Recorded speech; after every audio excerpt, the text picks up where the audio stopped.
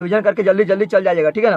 वृत्त का क्षेत्रफल क्या है, वृत्त का क्षेत्रफल होता है पाई आर स्क्वायर। और वृत्त का परिधि क्या होता है, वृत्त का परिधि होता है pi into r plus two, pi into r plus two है। जब आर प्लस टू कीजिएगा यहाँ पर, सॉरी यहाँ कुछ गलती, यहाँ पर होगा आप लोग का r into pi plus two, r into pi plus two होगा, थोड़ा ध्यान दीजिएगा। और जब पाई प्लस टू का जब आप लोग भिन्न का जोड़ कीजिएगा तो 36/7 आएगा, 36/7 आर आ जाएगा, ठीक है ना। नहीं रहता है। और वृत्त का क्षेत्रफल, और वृत्त का क्षेत्रफल होता है पाई स्क्वायर बटा टू, पाई स्क्वायर बटा टू होता है। बलय का क्षेत्रफल क्या होता है, बलय यानी रिंग, रिंग का क्षेत्रफल क्या होता है पाई इंटू कैपिटल आर के स्क्वायर माइनस स्मॉल आर के स्क्वायर, ठीक है ना।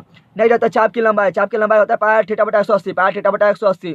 खंड का क्षेत्रफल क्या होता है पाई स्क्वायर थीटा बटा 360, पाई स्क्वायर थीटा बटा 360। और त्रिभुज का क्षेत्रफल जो त्रिज्यखंड त्रिज्या द्वारा और जीवा द्वारा जो त्रिभुज का निर्माण होता है उस त्रिभुज का क्षेत्रफल क्या होता है 1/2 into r square into sine theta.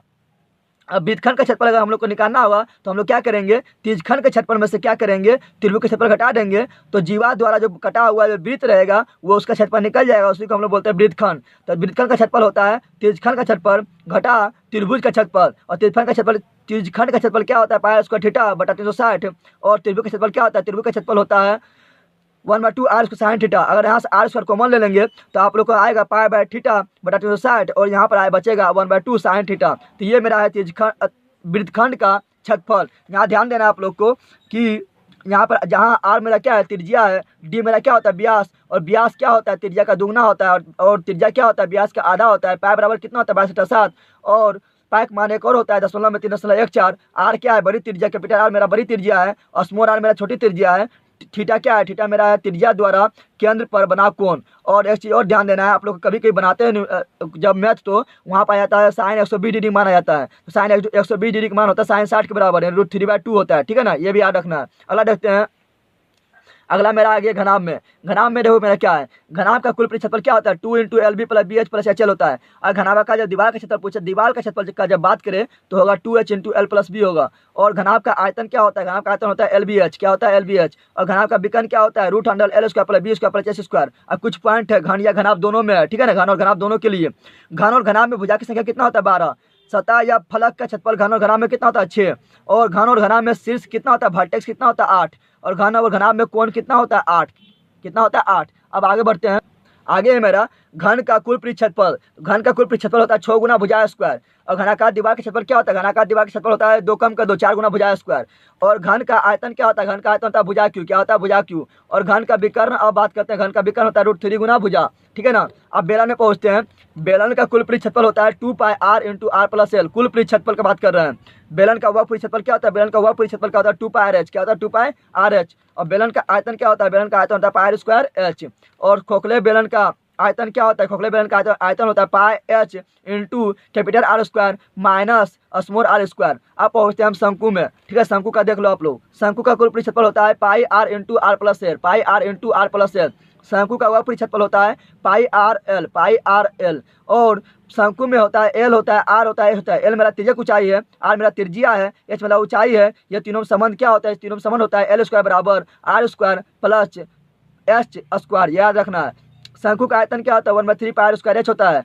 आप लोग को सिर्फ रिवीजन करा रहे हैं, ठीक है, समझा नहीं रहे हैं। शंकु का छिन्नक क्या होता है, शंकु का छिन्नक होता है, शंकु का छिन्नक आप देखते हैं तो छिन्नक का वह परिक्षेत्रफल होता है क्या pi into R1 plus R2 into L. देखो शंकु का वह परिक्षेत्रफल आपको दिखाई दे रहा है पाई आर एल, तो पाई का पाई और एल का एल, खाली आर के जहाँ पर यहाँ पर दो जब काटते हैं तो 2 ठो आर आ जाता है, इसलिए उसको लिखेंगे R1 प्लस R2, ठीक है ना। अगला देखते हैं छिन्नक का कुल परिक्षेत्रफल। छिन्नक का कुल परिक्षेत्रफल देखिए पहले इसका, छिन्नक का कुल परिक्षेत्रफल क्या होगा, तो क्या कुछ नहीं करना है, छिन्नक का वह परिक्षेत्रफल में जो शंकु काटने पर जो दो ठो वृत्त बनता है उसका क्षेत्रफल जोड़ दीजिएगा, तो पाई R1 का स्क्वायर प्लस पाई R2 का स्क्वायर हो जाएगा। छिन्नक का आयतन क्या होगा, तो देखो शंकु का आयतन क्या होता है 1/3 पाई स्क्वायर एच। ये भी उसी तरह होगा 1/3 को 1/3 पाई का पाई और एच का एच। इसमें सिर्फ आर में परिवर्तन होगा, आर में क्यों, क्योंकि काटने पर 2 आर बनता है, इसलिए यहाँ पर आर में परिवर्तन होगा, तो R1 का स्क्वायर प्लस R2 का square plus R1 into R2 हो जाएगा।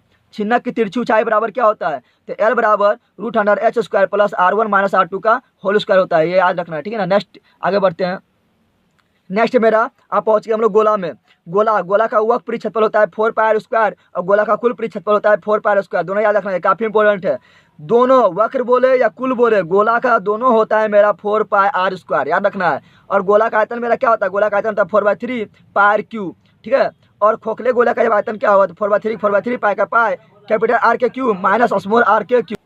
तो खोखले गोले का आयतन होगा 4/3 पाई कैपिटल आर के क्यूब माइनस स्मॉल आर के क्यूब। आप देखते हैं अर्धगोला यानी सेमी स्फेयर, अर्धगोला का वक्र परिक्षेत्रफल क्या होता है 2πr², यानी जो गोला को काटने पर जो ऊपर में वृत्त बनेगा उसको छोड़ देंगे तो 2πr²।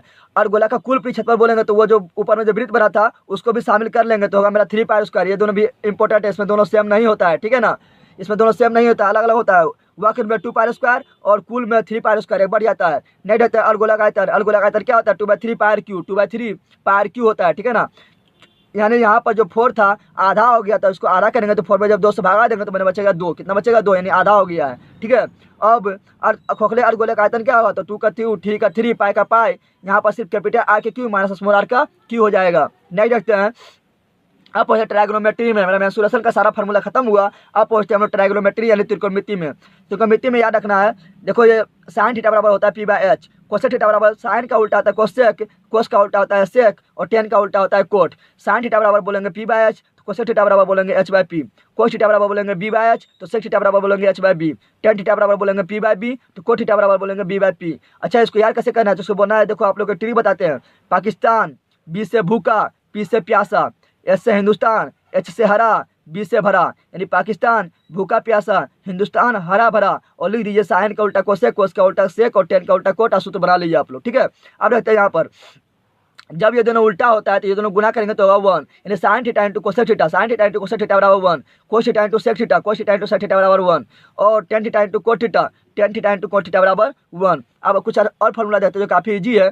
साइन 90 थीटा बराबर होता है कोस थीटा होता है, और कोस 90 थीटा बराबर साइन थीटा होता है, और टेन 90 थीटा बराबर कोट थीटा होता है। ये तो आप लोग जानते ही होंगे, काफ़ी आप लोग कभी नहीं भूलिएगा, आप लोग सिर्फ देख लीजिए। कोट 90 थीटा बराबर टेन थीटा, सेक 90 थीटा बराबर कोसेक थीटा और कोसेक 90 थीटा बराबर सेक थीटा होता है।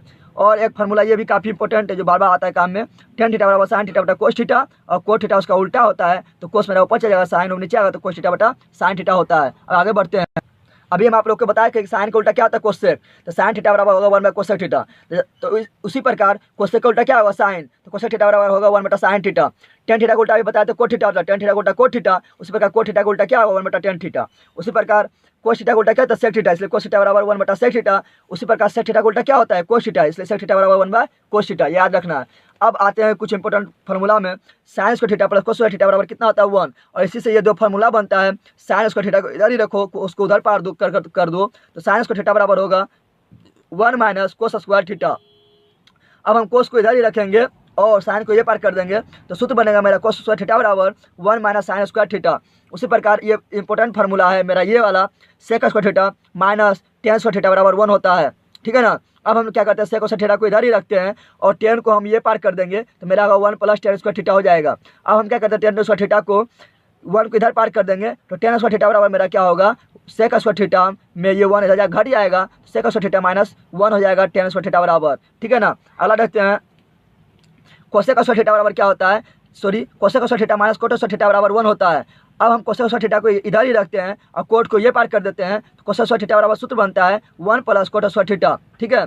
अब हम क्या करते हैं, कोट को इधर ही रखते हैं, 1 को इधर पार करेंगे तो हो जाएगा मेरा कोसेक स्क्वायर थीटा में 1 घट जाएगा तो कोसेक स्क्वायर थीटा माइनस 1 हो जाएगा, बचेगा मेरा coat square theta. Coat square theta बराबर होता है कोसेक स्क्वायर थीटा माइनस 1, यानी इंपॉर्टेंट फार्मूला आपका ये तीनों रहा था और इससे ये सब फार्मूला बनता है। नेक्स्ट यहाँ पर ध्यान देना, पाई का मान त्रिकोणमिति में पाई का मतलब 180 डिग्री होता है, कितना होता है 180 डिग्री।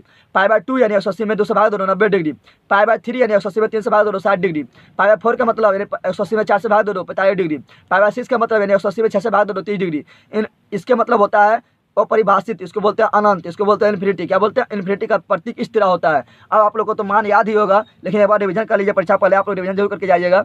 देखो यहाँ पर लिख दिए, साइन के उल्टा मान होगा कोसेक का, टेन का उल्टा मान होगा कोट का, और कोस का उल्टा मान होगा सेक का, याद रखना है। तो ये आप लोग देख लीजिए, तो बोलेंगे नहीं क्योंकि आप लोग को तो याद ही होगा, सिर्फ आप लोग देख लीजिए, ठीक है।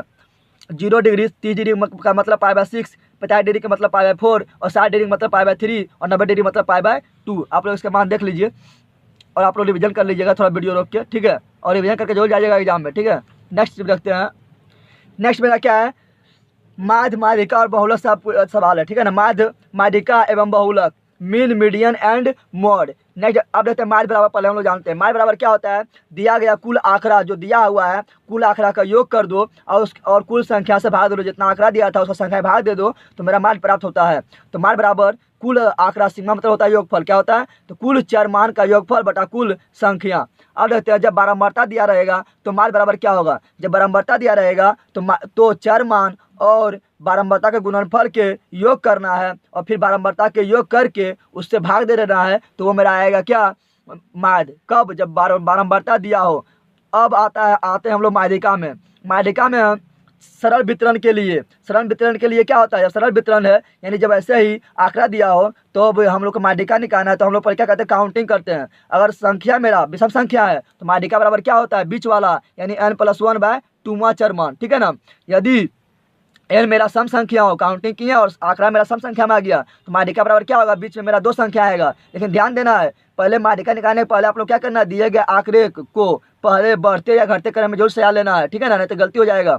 अगर आप लोग गिनिएगा तो आएगा सम संख्या में, तो क्या कीजिएगा, देखिएगा आप लोग बीच में दो संख्या आएगा तो दोनों को जोड़ के फिर 2 से भाग दे दीजिएगा, यानी माध्य निकाल दीजिएगा तो मेरा माध्यिका हो जाएगा, ठीक है ना। ये सूत्र याद रखने में थोड़ा दिक्कत होगा। n/2वां पद लेना है, फिर n/2+1वां पद लेना है, ठीक है ना। और फिर वो दोनों को जोड़ के यानी माध्य कर लेना है। माध्य क्या करते हैं, दोनों को जोड़ के 2 से भाग दे देंगे तो माध्य कर देना, तो मेरा निकल जाएगा क्या, माध्यिका। कब, जब सम संख्या हो। तो आप लोग को सिंपल सी बात क्या करना है, आप लोग को बढ़ते क्रम से लेना है, जो बीच में 200 संख्या आएगा उसको लेकर उसको जोड़ के फिर 2 से भाग दे दीजिएगा तो आप लोग का माध्यिका निकल जाएगा। अगला देखते हैं हम ओ वर्गीकृत बारंबारता वितरण के लिए माध्यिका बराबर क्या होगा। जो ओ वर्गीकृत बारंबारता है यानी यहाँ पर क्या है, वर्ग अंतराल नहीं दिया रहेगा, ठीक है ना। माध्य तो दिया रहेगा और आंकड़ा तो दिया रहेगा, बारंबारता दिया रहेगा, ठीक है। तो क्या करेंगे हम, n/2 मतलब क्या है, n मेरा क्या है, n मेरा यहाँ पर है बारंबारताओं का कुल योग, यानी n/2 बारंबारताओं का कुल योग में हम 2 से भाग दे देंगे तो n/2 से ठीक बड़ी संचयी बारंबारता देखेंगे कि इससे ठीक बड़ी संचयी बारंबारता कौन है, के संगत चर मान, और उसके संगत चर मान जो होगा वही मेरा कहलाएगा माध्यिका। क्या कहलाएगा, उसके सामने वाला जो चर मान होगा वही मेरा कहलाएगा माध्यिका। अब आते हैं जब हम मेरा माध्यिका वर्ग दिया हो यानी वर्ग अंतराल दिया हो तो क्या करेंगे।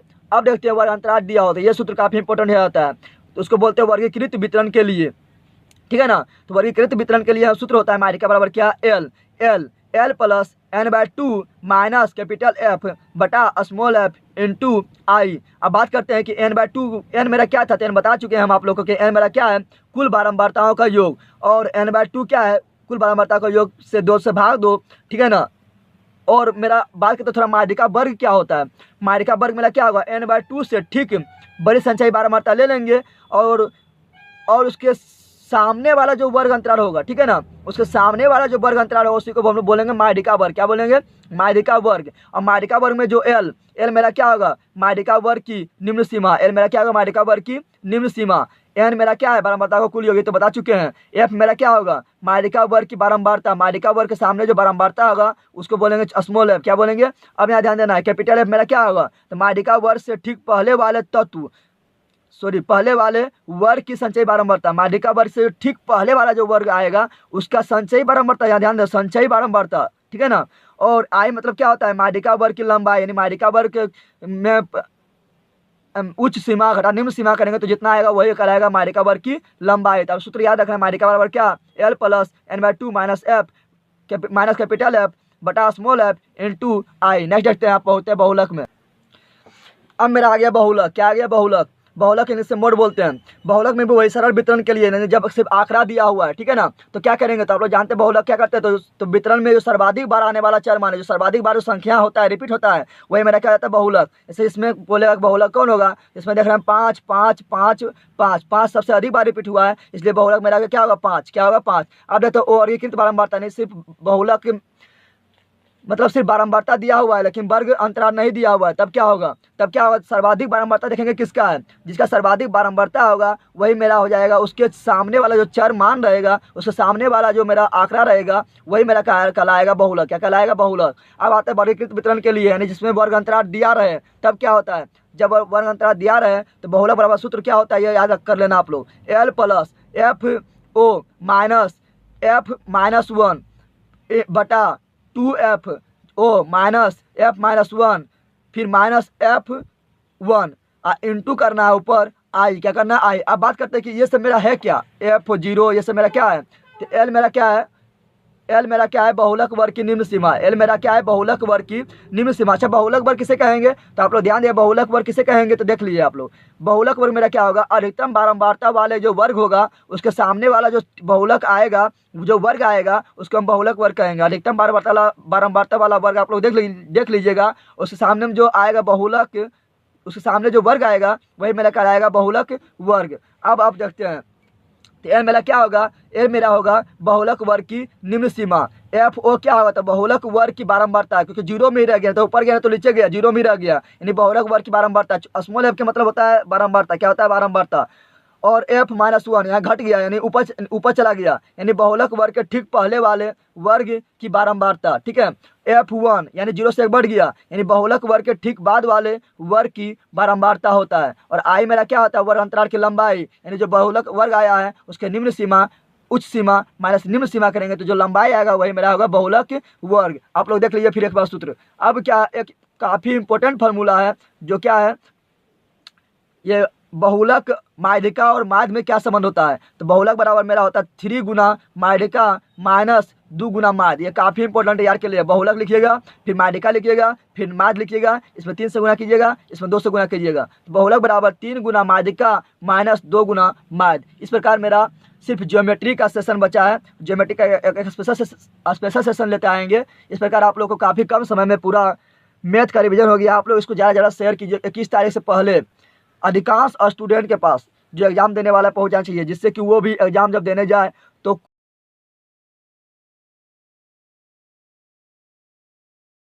है। पहला आता है रैखिक बहुपद। रैखिक बहुपद का एक घात होता है, कितना होता है, एक घात। और जब इसका एक घात है तो इसका हल भी होगा एक हल, कितना होगा, एक हल। और इसका स्टैंडर्ड फॉर्म व्यापक रूप होता है ax प्लस बी के रूप में, ठीक है, इतना याद रखना है इसके बारे में।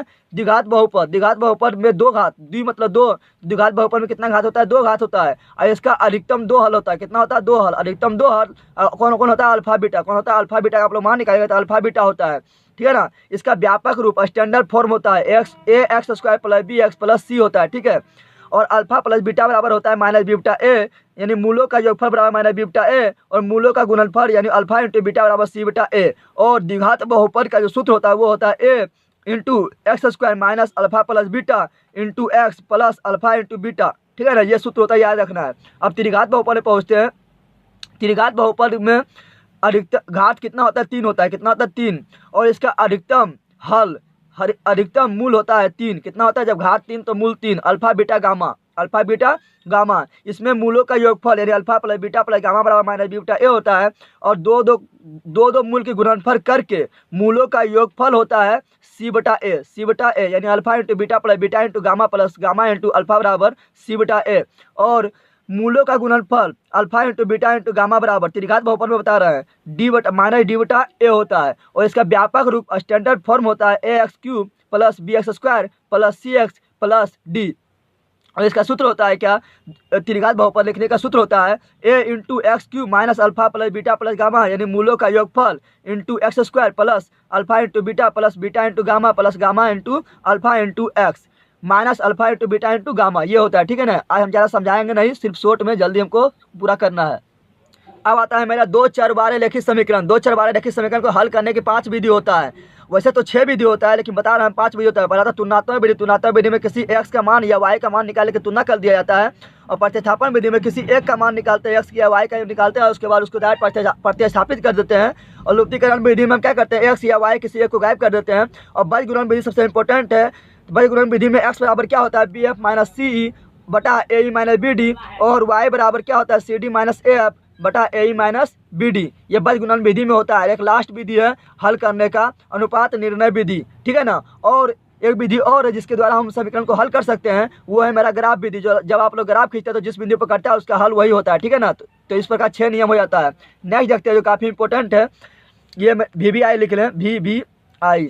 नेक्स्ट मेरा एक और केवल एक हल, एक और केवल एक हल, अर्थात अद्वितीय हल, यानी और कोई दूसरा हल ना हो, होने का शर्त क्या है, तो उसका होने का शर्त है क्या, जब A1/A2 बराबर नहीं हो B1/B2 तो सिर्फ एक हल होता है, और उसको बोलते हैं हम क्या, ओ विरोधी समीकरण। मतलब विरोध नहीं किया है, एक हल दे दिया है, यानी ओ विरोधी समीकरण। और जब इसका ग्राफ खींचेंगे तो एक बिंदु पर काटेगा, इसलिए ये सिर्फ एक हल देता है। इस तरह अगर एक बिंदु पर काटेगा, कितना पर काटेगा, एक बिंदु पर। नेक्स्ट देखते हैं अनगिनत हल होने का शर्त। अनगिनत हल होने का शर्त क्या है कि A1/A2 B1/B2 C1/C2 सब अगर बराबर हो जाएगा तो ये मेरा अनगिनत हल होगा। और इसको बोलेंगे आश्रित समीकरण, इसको बोलेंगे आश्रित समीकरण। और ऐसा ग्राफ खींचेंगे तो इसमें जो दो समीकरण जो खींचेंगे तो उसको दोनों जो एक दूसरे पर ओवर हो जाता है, क्या होता है, ओवर, एक दूसरे पर संपाती हो जाता है। अर्थात यह प्रत्येक बिंदु पर दूसरे को टच कर रहा है, इसलिए इसका अनगिनत हल होता है। इसको संपाती भी बोलते हैं, क्या बोलते हैं, तो इसका समीकरण इस तरह या इस तरह, ग्राफ इस तरह या इस तरह भी हो सकता है। नहीं देखते हैं कोई भी हल नहीं होने का शर्त, कोई भी हल नहीं होगा, कब नहीं होगा,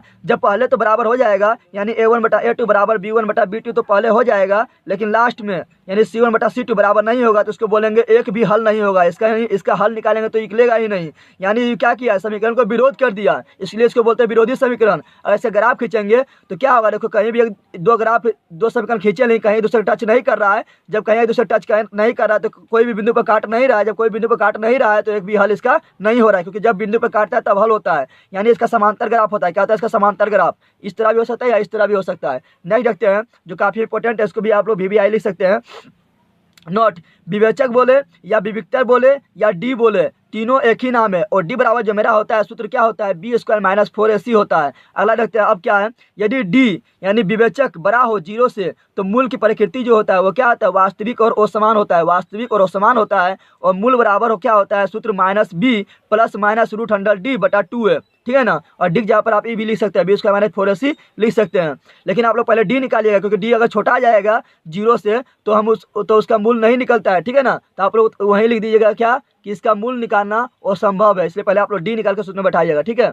यदि डी बराबर 0, यदि डी बराबर क्या हो 0, तो मूल की प्रकृति क्या होगा, तो वास्तविक तो होगा ही, लेकिन यहाँ बराबर हो गया, इसलिए यहाँ भी होगा बराबर, यानी समान। क्या होगा, समान। अगर हम यहाँ पर डी के यहाँ पर 0 रखेंगे तो ये पूरा मेरा क्या होगा, डी मेरा ये तो मेरा हो जाएगा 0 हो जाएगा, तो मेरा बचेगा क्या, माइनस, ये पूरा रेखा होगा -B/2 है, इसलिए -B/2 है, -B/2 है, 2 बार लिखें, क्यों, क्योंकि समान हल होता है, दोनों इक्वल होता है, इसलिए -B/2 है, -B/2 है।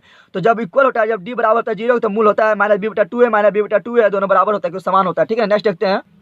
नेक्स्ट मेरा है, यदि जब डी यानी विवेचक छोटा हो जाए 0 से, तब बता दें जब छोटा हो जाएगा 0 तो इसका मूल क्या होगा, ओ वास्तविक, जिसको काल्पनिक भी बोल सकते हैं, आभासी भी बोल सकते हैं, और ओ समान होगा, ठीक है ना। लेकिन इसका मूल ही नहीं निकलेगा, इसलिए जब आप लोग हल कीजिएगा तो जब डी बराबर 0 आ जाएगा तो आप लोग लिख दीजिएगा कि इसका मूल निकालना संभव नहीं है, क्योंकि ये काल्पनिक है, कल्पना कर सकते हैं, ठीक है ना। और इसमें क्या होता है, इसका मूल का मान संभव नहीं है, ये लिखे हैं, ठीक है ना। और मूल बराबर क्या होता है, मूल बराबर हम लोग का होता है -B + -√100B² - 4AC/2 है, या B² - 4AC को हम क्या लिख सकते हैं, डी लिख सकते हैं, ठीक है ना। तो D/2 है, ठीक है। नहीं देखते हैं समांतर श्रेणी, समांतर श्रेणी में पहुंचते हैं। समांतर श्रेणी यानी AP अर्थमेटिक प्रोग्रेशन, इसमें nवां पद बराबर क्या होता है, जब हमको nवां पद निकालना होता है तो Tn इसको लिखते हैं, Tn बराबर क्या होता है, A + n - 1 × D। D क्या होता है, D में रहता है 2 लगातार पदों का अंतर, 2 लगातार पदों का अंतर, जिसको हम सार्वंतर बोलते हैं। ऐसे मतलब होता है n पदों का योगफल, n पदों तक का योगफल। यहाँ nवां पद बताना है और यहाँ पर n पदों का योगफल, n पदों का योगफल बराबर होता है n/2 × 2a + n - 1 × D होता है, ठीक है ना। और Sn बराबर एक और सूत्र होता है, जब प्रथम पद और अंतिम पद दिया हो तो हम डायरेक्ट ये सूत्र लगा देंगे, पदों का योगफल बराबर क्या लगा देंगे, n/2 × a + l लगा देंगे। और एक सूत्र और होता है समांतर माध्य, जब 3 संख्या दिया हो समांतर माध्य पूछे तो समांतर माध्य बराबर होता है पहला पद जो और अंतिम पद, यानी पहला पद जो तीसरा पद बटा 2, यानी a + b/2 समांतर माध्य बराबर। अब यहाँ देखो क्या दिया हुआ है, जहाँ a मेरा क्या है, प्रथम पद है, Tn क्या है, nवां पद है, D मेरा क्या है, सार्वंतर है, Sn क्या है, n पदों का योग है, और L क्या है, मेरा अंतिम पद है। क्या है, अब पहुँचते नियामक ज्यामिति में। एक आप लोग के लिए जो है ज्योमेट्री हम छोड़ दिए, ज्योमेट्री से छोड़े क्योंकि वो समझने वाला चीज़ है, ठीक है ना। तो उसके लिए हम एक अलग वीडियो लेके आएंगे, काफ़ी स्पेशल वीडियो, सिर्फ ज्योमेट्री को छोड़ के बाकी हम सारा चीज़ हम कवर कर दिए हैं, ठीक है ना। तो नहीं रखते हैं। मूल बिंदु से दूरी, मूल बिंदु से किसी बिंदु की दूरी क्या होता है, x² + y² होता है, √100 x² + y² होता है। दो बिंदु के बीच की दूरी क्या होता है, x1 - x2 का होल स्क्वायर + y1 - y2 का होल स्क्वायर होता है। मध्य बिंदु का सूत्र क्या होता है, x = x1 जो x2/2 होता है, और y = y1 जो y2/2 होता है, ये मध्य बिंदु बराबर। और विभाजन बिंदु, विभाजन सूत्र क्या होता है? विभाजन सूत्र कब? जब अंतर विभाजन करे। तो जब अंतर विभाजन करेगा तो x बराबर यानी x का x निर्देशांक होगा मेरा m1 into x2 plus m2 into x1 बटा m1 जो m2, और जिस बिंदु पर विभाजन कर रहा है उसका y निर्देशांक होगा m1 into y2 plus m2 into y2 बटा m1 प्लस m2। अब देखते हैं जब बाह्य विभाजन करें तो सूत्र क्या होगा। बाह्य विभाजन सूत्र क्या होगा? बाह्य विभाजन सूत्र में कुछ नहीं करना, जहाँ वहाँ प्लस देखे थे अंतर विभाजन में, वहाँ पर यहाँ कर देना है माइनस। क्या कर देना है? माइनस, दोनों जगह कर देना है, ठीक है ना। अब देखते हैं त्रिभुज के केंद्र का निर्देशांक, ये आपका एनसीईआरटी में नहीं मिलेगा, ठीक है ना। तो ये ध्यान देना, इस सभी क्वेश्चन पूछ दिया जाता है। तो त्रिभुज के केंद्र का निर्देशांक होगा मेरा x बराबर x1 जोड़ x2 जोड़ x3 बटा 3, और y बराबर क्या होगा? y निर्देशांक बराबर क्या होगा? यहाँ पर y1 होगा, यहाँ x लिखा गया, y1 जोड़ y2 जोड़ y3 बटा 3 होगा, ठीक है। नहीं देखते हैं त्रिभुज के अंतः केंद्र का निर्देशांक क्या होगा? अंतः केंद्र के निर्देशांक का x निर्देशांक जो होगा वो होगा मेरा ax1 जोड़ bx2 जोड़ cx3 बटा a plus b plus c, याद रखना है। और ABC मेरा क्या है? तो ABC मेरा क्या है? त्रिभुज की तीनों भुजा है, त्रिभुज की तीनों भुजा की लंबाई है। और y बराबर होगा ay1 जोड़ by2 जोड़ cy3 बटा a plus b plus c। कब? जब अंतः केंद्र बोले, यहाँ ध्यान देना, जब अंतः केंद्र बोले तब ये सूत्र होगा, लेकिन जब बोले केंद्रक सिर्फ बोले तो सिर्फ सीधे करना है x1 जोड़ x2 जोड़ x3 करके 3 कर देना है x बराबर, और y बराबर कर देना y1 जोड़ y2 जोड़ y3 बटा 3। ये सब इसमें दोनों में कुछ अंतर है, इसको आप लोग ध्यान देना है, ठीक है ना। नहीं रहता है त्रिभुज का क्षेत्रफल। त्रिभुज का क्षेत्रफल आप लोग जानते हैं क्या होता है? Half into x1 into y2 minus y3 plus x2 into y3 minus y1 plus x3 into y1 minus y2। इसको आप लोग कैसे याद कीजिएगा? x1 x2 x3 लिख दीजिएगा, और यहाँ 2 से शुरू कीजिएगा, 2 माइनस 3, फिर 3 यहाँ आएगा, 3 माइनस 1, फिर 1 यहाँ आएगा, 1 माइनस 2, ठीक है ना।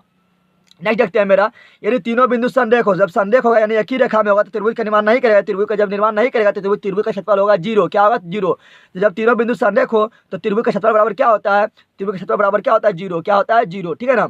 कुछ महत्वपूर्ण पॉइंट जो काफ़ी इंपॉर्टेंट है, इसमें अक्सर स्टूडेंट गलत करता है, ये आप लोग को ध्यान देना है। क्या मूल बिंदु का निर्देशांक क्या होता है? तो मूल बिंदु का निर्देशांक होता है 0 0, और आगे वाला यानी x निर्देशांक को भुज बोलते हैं, y निर्देशांक को कोटि बोलते हैं, याद ध्यान रखना। कोई भी निर्देशांक हो उसमें आगे भुज पीछे कोटि। x अक्ष पर किसी बिंदु का निर्देशांक, काफी इंपॉर्टेंट, x अक्ष पर किसी बिंदु का निर्देशांक x पर पूछेगा तो x मेरा 0 नहीं होगा, और उसके विपरीत हो जाएगा 0, यानी y हो जाएगा 0। अब जब y अक्ष पर पूछेगा किसी बिंदु का निर्देशांक तो y मेरा y ही रहेगा, लेकिन x मेरा हो जाएगा 0, यानी उल्टा होता है, ठीक है ना। जब x अक्ष से किसी बिंदु की दूरी पूछे तो y निर्देशांक कहलाएगा, क्या कहलाएगा? y निर्देशांक। उल्टा, x अक्ष से किसी बिंदु की दूरी y निर्देशांक कहलाता है, और y अक्ष से किसी बिंदु की दूरी x निर्देशांक कहलाता है। ये सब काफी इंपॉर्टेंट है, परीक्षा में इस तरह पूछा जाता है क्वेश्चन, स्टूडेंट अक्सर गलत कर देता है, ठीक है ना। जस्ट उल्टा होता है इसमें। ये मेरा क्या है? ये मेरा प्रथम पार्ट होता है, द्वितीय पार्ट होता है, ये तृतीय पार्ट, चतुर्थ पार्ट होता है। प्रथम पार्ट में मेरा सब प्लस होता है, प्लस प्लस, द्वितीय पार्ट में मेरा माइनस प्लस होता है, और तृतीय पार्ट में मेरा माइनस माइनस होता है, चौथे पार्ट में प्लस माइनस होता है। अगर यहाँ पर देखो, अगर इसको हम बताएं तो यहाँ पर आगे क्या है? दू, तो इसको बोलते हैं x निर्देशांक, और x निर्देशांक को ही बोलते हैं क्या? भुज। और पीछे क्या है? y, पीछे क्या है? 3, पीछे वाला बोलते हैं y निर्देशांक, और y निर्देशांक को ही बोलते हैं कोटि। आगे देखते हैं, चलो आगे देखते हैं मैथ के लिए। चलो स्टार्ट करते हैं। देखो पहला मेरा है वास्तविक संख्या लिए हैं। वास्तविक संख्या, तो वास्तविक संख्या में आप लोग पढ़े हैं यूक्लिड का भाग लेमा या भाग एल्गोरिदम में क्या पढ़े हैं? a बराबर होता है BQ प्लस R, a बराबर BQ प्लस R होता है, जहाँ a क्या है? भाज्य, ये है मेरा भाजक, ये है मेरा भागफल, और ये है मेरा शेषफल। तो भाज्य बराबर भाजक गुना भागफल जोड़ शेषफल, और R का मान होना चाहिए दोस्त, शेषफल का मान होना चाहिए 0 के बराबर हो सकता है या 0 से बड़ा हो सकता है, लेकिन हमेशा 20 से छोटा होना चाहिए, ठीक है ना। अब कुछ देखते हैं इंपॉर्टेंट पॉइंट जिससे एग्जाम में डायरेक्ट क्वेश्चन पूछ दिया जाता है। सबसे छोटा विषम संख्या 1 होता है, और विषम संख्या कहाँ से स्टार्ट होता है? 1 से होता है, सबसे छोटा विषम संख्या 1। सबसे छोटा सम संख्या 2, और विषम संख्या 2 से स्टार्ट होता है, 2 4 6 8 चलते रहता है। सबसे छोटा प्राकृत संख्या 1, और प्राकृत संख्या मेरा 1 से स्टार्ट होता है और चलते रहता है। सबसे छोटा पूर्ण संख्या 0, और पूर्ण संख्या मेरा 0 से स्टार्ट होता है और चलते रहता है। और इस प्रकार सभी प्राकृत संख्या पूर्ण संख्या हो सकता है, लेकिन सभी पूर्ण संख्या प्राकृत संख्या नहीं हो सकता है। नेक्स्ट देखते हैं, सबसे छोटा अभाज्य संख्या क्या है? तो अभाज्य संख्या मेरा 2 से स्टार्ट होता है, तो मेरा 2 है सबसे छोटी अभाज्य संख्या। नेक्स्ट देखते हैं, 2 नोट में ध्यान देना है, 2 ऐसा एकमात्र सम संख्या है जो अभाज्य संख्या है, ठीक है ना। 2 एकमात्र ऐसा सम संख्या है जो अभाज्य संख्या है।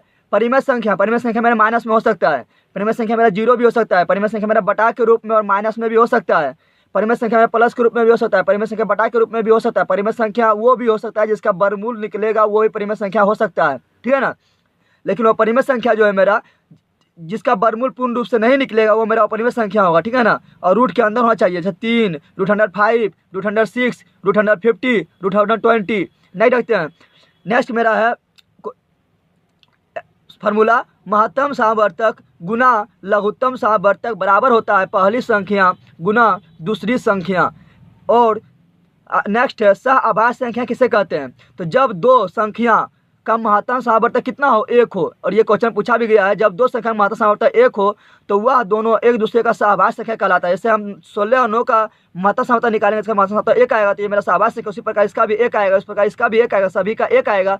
सभी मेरा यहाँ पर क्या है, ये सभी मेरा सहभाज्य संख्या है। नहीं देखते हैं, दो लगातार क्रमिक, लगातार यानी क्रमिक विषम संख्या या प्राकृत संख्या या अभाज्य संख्या बोले का महत्तम सामवर्तक कितना होगा, 1। विषम संख्या 2 लगातार है तब भी 1, प्राकृत संख्या 2 लगातार है तब भी महत्तम सामवर्तक 1, और अभाज्य संख्या 2 लगातार है तब भी महत्तम सामवर्तक 1 होता है, ठीक है ना।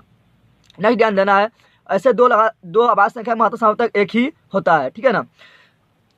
2 लगातार सम संख्या का महत्तम सामवर्तक होता है तो 2 लगातार सम संख्या महत्तम सामवर्तक 2 होता है, याद रखना। जैसे 4 और 6 का महत्तम सामवर्तक निकालिएगा, 2 लगातार महत्तम यहाँ पर सम संख्या है जिसका 2 आएगा, कितना आएगा, 2। नेक्स्ट देखते हैं अभाज्य संख्या, 1, 9 तो अभाज्य संख्या है, अभाज्य संख्या मेरा 2 से स्टार्ट होता है, 1, 9 तो अभाज्य संख्या है और 9 तो यौगिक संख्या है। अब बात करते हैं यौगिक संख्या क्या होता है मेरा, तो यौगिक संख्या क्या होता है ये ध्यान देना है।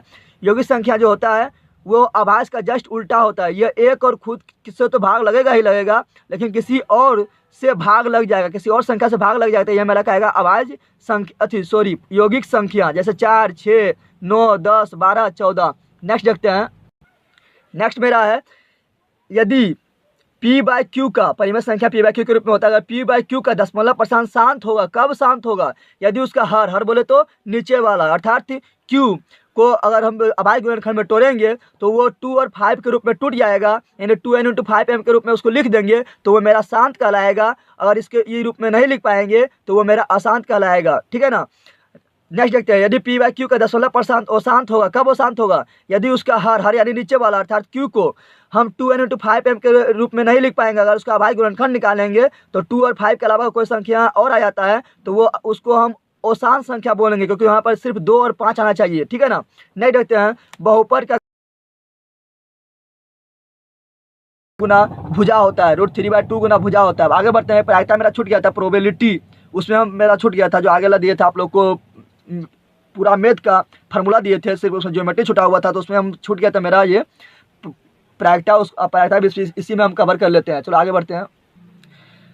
देखो अगला क्या है मेरा प्रायिकता, यानी P। प्रायिकता बराबर क्या होता है, प्रायिकता बराबर क्या होता है, अनुकूल परिणामों की संख्या, यानी जितना परिणाम मतलब कोई घट रहा है कितना घटेगा, ठीक है ना। तो अनुकूल परिणामों की संख्या बटा संभव परिणामों की संख्या। जैसे मान लो लूडो फेंकने पर 1 आने पर आता है, एक हो गया क्या मेरा, एक सिर्फ उसमें एक ही बार है, ठीक है ना, इसलिए 1 मेरा हो गया अनुकूल परिणामों की संख्या। और संभव परिणाम क्या है, 1 भी आ सकता है, 2 भी आ सकता है, 3 भी आ सकता है, 4, 5, 6 कुछ भी आ सकता है। संभव मेरा 6 है, कितना है, 6, तो यह हुआ 1/6, क्या हुआ 1/6, ठीक है ना। तो प्रायिकता बराबर होता है अनुकूल परिणामों की संख्या बटा संभव परिणामों की संख्या, ये मेरा सूत्र हुआ। इंपॉर्टेंट पॉइंट है, काफी इंपॉर्टेंट पॉइंट, इससे तो हम बोल सकते हैं कि 1, 2 नंबर फिक्स है आना, ठीक है। देखते हैं प्रायिकता, प्रायिकता का मान जो होता है 0 से छोटा तथा 1 से बड़ी कभी नहीं हो सकता है, 0 से छोटा और 1 से बड़ा कभी नहीं प्रायिकता का मान हो सकता है। यानी प्रायिकता का मान कहाँ से कहाँ तक होता है, तो 0 से लेकर 1 तक होता है। तो वही यहाँ लिखा है, इस तरह भी क्वेश्चन दे देगा कि इसमें से इस तरह 4 आप लोग को रिलेशन दे देगा और बोलेगा इनमें से कौन सही है, तो आपको क्या सही होगा कि जो प्रायिकता जो मान है वो 0 के बराबर हो सकता है, 0 से प्रायिकता मान जो है वो बड़ा हो सकता है, और प्रायिकता जो मान है वो 1 के बराबर हो सकता है, या प्रायिकता जो मान है वो 1 से छोटा हो सकता है, लेकिन 1 से बड़ा नहीं और 0 से छोटा नहीं, याद रखना है। अगला मेरा है निश्चित घटना की प्रायिकता कितना होता है, निश्चित घटना प्रायिकता होता है 1, कितना होता है 1, क्योंकि जब निश्चित घटना होगा तो वो मेरा डायरेक्ट है। जैसे मान लो एक सिक्का में हेड दोनों तरफ हेड ही है तो उसको बोलेंगे हेड आने पर क्या होता है, हेड ही होगा, क्योंकि दोनों तरफ हेड है तो सिंपल सी बात है हेड ही आएगा, तो वह निश्चित घटना, क्या हुआ निश्चित घटना। निश्चित घटना प्रायिकता मेरा क्या होता है 1 होता है, क्या होता है 1। असंभव घटना प्रायिकता, अगर मान लो कोई लूडो है उसमें बोलेगा 7 आने प्रायिकता कितना है, तो 7 आएगा नहीं, वो संभव घटना है, 7 तो उसमें एक बार भी नहीं है, तो 0 बटा हो जाएगा, संभव परिणामों की संख्या 6 हो जाएगा, तो भाग देंगे क्या होगा 0, क्या होगा 0। इस प्रकार क्या होगा, असंभव घटना की प्रायिकता क्या होता है, 0। निश्चित घटना का 1 और संभव घटना का 0, याद रखना है, काफी इंपॉर्टेंट। अगला देखते क्या, प्रायिकता का अधिकतम मान। तो सिंपल, प्रायिकता का अधिकतम मान देखें कि 1 हो सकता है, 1 से तो बड़ा नहीं हो सकता, तो प्रायिकता का अधिकतम मान होगा 1। कितना होगा, 1। और प्रायिकता का न्यूनतम मान यानी असंभव मान जिसको बोलते हैं, ठीक है, न्यूनतम मान कितना होगा, 0। कितना होगा, 0, यानी 0 हो सकता है, 0 से छोटा नहीं हो सकता, सबसे न्यूनतम जो है 0 हो सकता है। अगला देखते हैं, घटना घटने की प्रायिकता एवं घटना नहीं घटने की प्रायिकता का योगफल हमेशा 1 होता है। कितना होता है, 1। जैसे मान लो सिक्का को उछाले हैं तो हेड आने प्रायिकता कितना होता है, 1/2। कितना होता है, 1/2। अब कोई बोलेगा हेड नहीं आने प्रायिकता, तो सिंपल सी बात है, उसका भी 1/2 होगा, और दोनों जोड़ेंगे तो कितना होगा, 1। कितना होगा, 1। तो वही यहाँ लिखा हुआ है, घटना घटने की प्रायिकता एवं घटना नहीं घटने की प्रायिकता का योगफल हमेशा कितना होता है, 1 होता है। कितना होता है, 1। आप उसको लिख दिया प्रतीक के रूप में, PE यानी घटना घटने की प्रायिकता जोड़ PE' यानी घटना नहीं घटने की प्रायिकता का योगफल कितना होता है, 1। कितना होता है, 1। अब कुछ इंपॉर्टेंट पॉइंट डिस्कशन कर लेते हैं, थोड़ा कुछ मतलब लेते आए हम। देखो क्या है, निम्नलिखित में से कौन सी संख्या किसी घटना की प्रायिकता नहीं हो सकती है। तो बता दें प्रायिकता क्या होता है, 0 छोटा नहीं हो सकता है, 1 से बड़ा नहीं हो सकता है, यानी 0 और 1 के बीच में रहेगा, और 0 भी हो सकता है, 1 भी हो सकता है। देखो 1/2, ये तो 0 1 के बीच में है, तो ये मेरा प्रायिकता का मान हो सकता है, ठीक है ना। -1, 0 छोटा होगा तो ये मेरा नहीं होगा। 0 न्यूनतम होता है, 0 हो सकता है, और समय घटना प्रायिकता 0 होता है, तो ये होगा। 20% का मतलब क्या है, परसेंट का मतलब नीचे 100, तो 100 देंगे नीचे तो क्या होगा, 1/4। कितना आएगा, भाग देगा तो कितना आएगा, परसेंट का मतलब नीचे 100, तो 20/100 यानी 1/4, ठीक है ना। काटेंगे तो 1/4 आएगा, तो 1/4 क्या है, 0 1 के बीच में आ रहा, तो ये मेरा होगा। 1.5 क्या है मेरा, 1 से बड़ा हो गया, इसलिए ये मेरा प्रायिकता का घटना की प्रायिकता का मान नहीं हो सकता। 0.6 ये मेरा क्या है, 0 1 के बीच में है, तो ये मेरा होगा। 0.99 ये भी मेरा 1 से छोटा है और 0 के बीच में है, ठीक है, 0 से बड़ा है, तो ये मेरा होगा। 100% का मतलब क्या होता है, 100% का मतलब 100, तो नीचे 100 दे दो, काटेगा तो कितना आएगा, 1। कितना आएगा, 1। तो 100% का मतलब होता है 1। कितना होता है, 1। तो 1 तो प्रायिकता का मान होता है, और निश्चित घटना प्रायिकता कितना होता है, 1 होता है। कितना होता है, और अधिकतम मान प्रायिकता का 1 हो सकता है, तो ये मेरा होगा, यानी 1 से बड़ा नहीं होगा, ठीक है ना। 1 तो 1 मेरा होगा। 120%, 100% का मतलब कितना होता है, 1। 120% मतलब क्या होगा, 1 से बड़ा होगा, तो 1 से तो बड़ा नहीं हो सकता है, तो ये मेरा नहीं होगा। नेक्स्ट देखते हैं, दो मेरा क्या 1 से बड़ा है, तो ये भी मेरा नहीं होगा प्रायिकता का मान।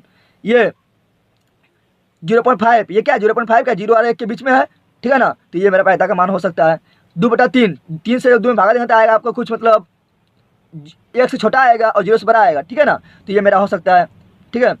लेकिन 3/2 करेंगे तो 3/2 में भाग देंगे तो कितना आएगा मेरा, 1.5। कितना आएगा, 1.5, और 1.5 मेरा 1 से बड़ा है, इसलिए प्रायिकता का मान ये नहीं होगा, ठीक है ना। इस तरह में परीक्षा में क्वेश्चन पूछा जाता है, तो हम इतना डिस्कशन करा दिए हैं। अब कुछ और लिख दिए क्या, एक सिक्के के उछालने पर शीर्ष या पट, शीर्ष यानी हेड और पट यानी टेल आने की प्रायिकता कितना होता है, तो 1/2। कितना होता है, 1/2, ठीक है ना।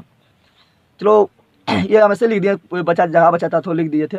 चलो बताएं आप लोग को वीडियो कैसा लगा है, और आप लोग कमेंट जरूर करें और जरूर बताएं वीडियो आप लोग कैसा लगा है।